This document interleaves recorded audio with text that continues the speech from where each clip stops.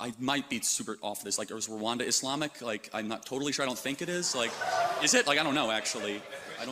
It's not. So, again, we were just talking about Islam. It's a little bit of a side note, but you must be morally clear, because you brought up female genital mutilation, which is a teaching of the Islamic faith. But as a side note, like, again, this is very important, which is, I'm not here to require you to do anything or not. I'm making a simple observation, which is objectively true regardless. The women of the West are miserable, and they're miserable for a reason, because we've told them to suppress how they are made by God and pursue something else and get a bunch of trinkets and get a bunch of promotions, and they end up at 38 years old with a big flat in London, and they're miserable.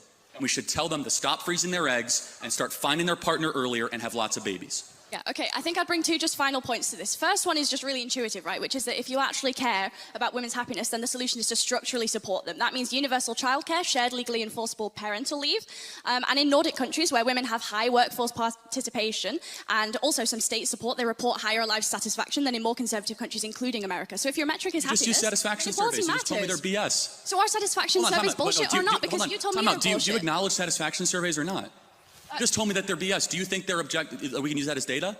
I don't think that yes or no? it is the only sole data set, but it is a data set that necessarily You told me they're matters. so flawed and you self-report. Okay, by the macro self-satisfaction data, I am correct. And you are right. When you have paid family leave, you are happier. I'm actually a proponent of that. At Turning Point USA, we pay for 6 months when somebody has a child. I think there's a lot of agreement we can have on that. We need to encourage having more children. I think the Hungarian child policy is phenomenal. We should look at that, because the greatest thing that is plaguing the West is we're not having enough kids. And it's not just bad because we won't have a future. It's also bad because the present is awfully miserable for too many women as well.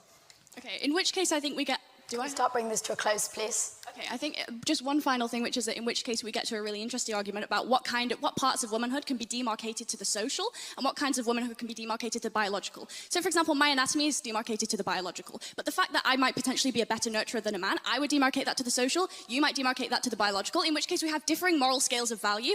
I would ask why we should necessarily prioritize your moral scale of value, which prioritizes things like the birth rate, when in actual fact there are various other moral scales of value. And if you yourself are a free market American, why is it the case that you would not, like the previous speaker noted, I've already answered extend personal freedoms towards all spheres, including a private sphere? I believe in absolute truth claims, and it's absolutely wrong and bad when a society stops having kids to replace their own population.